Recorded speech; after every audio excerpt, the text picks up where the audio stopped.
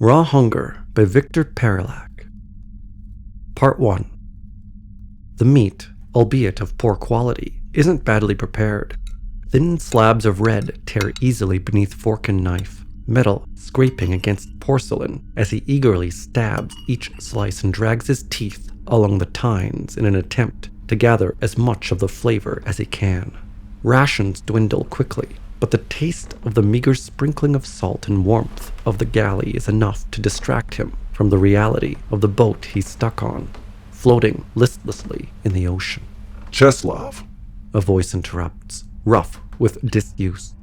The two men have barely spoken, though whether that's because of his dedication to his meal or their mutual discontent with the situation is lost to him. He's leaning towards the latter, especially with the way that Mikula stares at him now, wispy black hair flat against his head from the rain, bags beneath his sunken eyes, bony shoulders slumped. It's only now that Mikula's exhaustion is evident. Czesław has watched him for days, spine bent and aching as he leaned over the edge of their little boat, muscles straining against the weight of the fish inside each net he pulled up, rope carving lines into his calloused palms. He has seen, through fog and star-ridden skies and storms, something burn behind his eyes when every haul came up dead. He has witnessed sleepless nights and grit teeth, but not tiredness as he continued, in vain perhaps, to cast out net after net. Water drips against the floor, harmonizing with the creak of the lamp's iron encasing scraping against itself in a symphony that fills the silence left by Czesław's pause. Mikula, he sees at last, is gripping a fish so tightly his skin has pulled taut around his spindly skeleton. "Why did you bring that in here?" Czesław replies finally. He swallows whatever was left in his mouth and waves his hand towards the door behind Mikula. It's to investigate, he knows. Curiosity has burdened Mikula since the very first catch, but the idea of finding the cause for the carnage makes Czesław's stomach turn. In lieu of a response, a well-established answer, a silently accepted duty to solve the mystery they've stumbled upon, Mikula approaches the counter and retrieves a cutting board, slapping the fish down on top of it. The knife he fetches is his own, expertly pulled from his pocket and flicked open to reveal a freshly sharpened blade. "At least don't do it in here. It could be diseased." The tip presses effortlessly into the soft underbelly. Mikula slides it across in one smooth motion, allowing the guts to tumble out across the oak. Fragile fingers dig into the slimy flesh and peel back scales with practiced elegance. "I'm trying to eat then." Uneasiness clings to Czesław's words. "You can wait for me to finish, can't you?" "No." Mikula answers brusquely. He reaches into the entrails and finds whatever it is he was looking for. Or rather, it finds him. Black ooze clings to his hand as he pulls away, squelching and sticky on his fingertips. Long threads of it pull back against the corpse and snap the minute he brings the knife to them.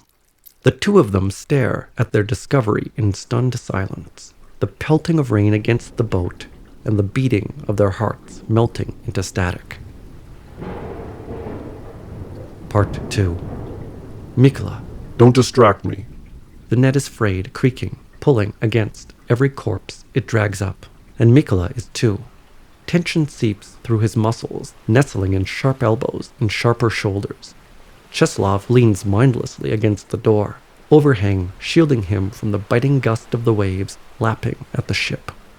Mikula, on the other hand. "You need to come inside," Czesław pleads, gesturing widely to Mikula's condition.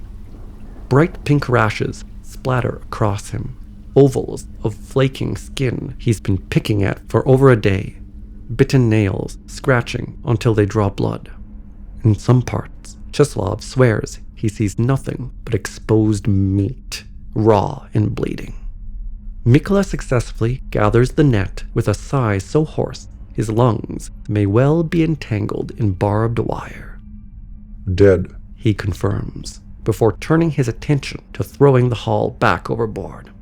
"I'm telling you," Czesław starts up again, "something is wrong." "And if you'd let me, I'd find out what it is." "Why don't we go back?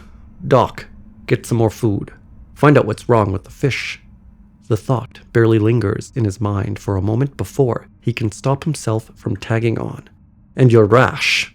I told you I'm fine. Mikula tosses the last of the fish off the deck harder than he should have. A snap of anger he immediately regrets when he doubles over in pain. He falls to his knees and gasps, fingers pressed into his ribs, heart burning in his chest.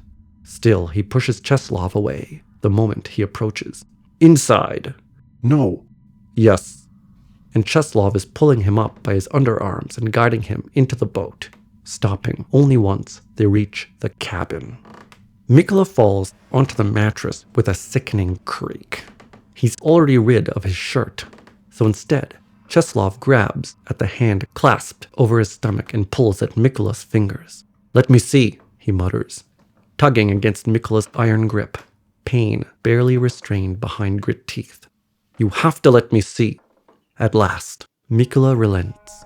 Gills etch themselves into his skin. Loose flesh falls over the fresh cuts, pulsing with each shaky breath that floods his breast. Mikula. Get off of me. Mikula. A hand, webbed, sends him tumbling to the other side of the bed. Mikula rises to his feet and crumples into himself, rashes flaring into scales. His skin stretches out across his twisting spine, thinning until it's a map of blues and greens, a window to the sinew snapping beneath it. Black fluid spills from his lips, trickling down his face. More gills slice into him, crawling across his form until the flaps reach the middle of his arm and the sides of his torso, where his bones crack and split through his tendons to form spikes dripping with blood. His screams fade into something else, something inhuman, and Czesław runs, locking the door behind him. Part 3. There isn't any more food. Czesław, to his credit, took great care to eat as little as possible so it all lasts longer, fighting tooth and nail against the aching of his stomach, while he scarfed down cold chunks of beef and sips of soup. Mikula, of course, was not so easily satiated. Every scrap Czesław slid through the door was devoured, and even then, he still wanted more.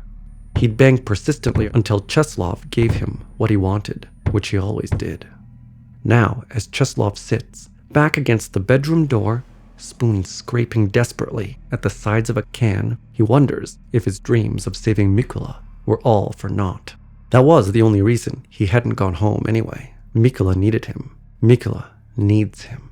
Mikula, who is drowning in whatever liquid drags through his arteries and keeps him alive.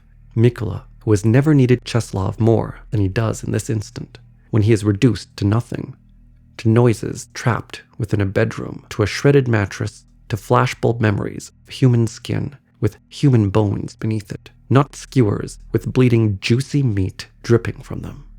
Mikula, who is not starving, and Czesław, who always has been. The aluminum echoes throughout the hallway as Czesław discards his pitiful excuse for a meal. Fragile confidence contained in the knife held tightly in his sweaty grip convinces him to push open the door. Mikula looks worse. He isn't sure he expected him to look better. It barely makes this easier. Before Mikula can strike, Czesław grabs him by the throat, pushing him into the floor.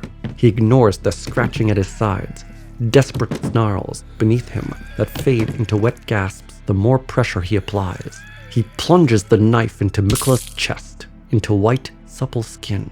Mikula is stunned, crying out in agony as Czesław drags it down his stomach. Just as he had witnessed Mikula do, Czesław shoves his fingers into the gaping hole, peeling apart flesh and scales to reveal ribs interlaced with the black liquid. His heart beats rapidly against Czesław's hand when he reaches in to grab it, tugging it out from its enclosure. The warm blood sticking to his hand has ceased to bother him, and the ooze dangling from his fingers may kill him, but he's far from caring. He bites into Mikula's heart like ripe fruit, blood dribbling down his chin and back into the creature pinned beneath him. His hunger doesn't dissipate. He cracks his ribs, the bone thin enough to do so without much effort, and begins on his lungs, his kidneys, his liver. He eats until he was drowning in blood, until Mikula is still, until the meat that he chews desperately is no longer salted with tears. He eats until they are one.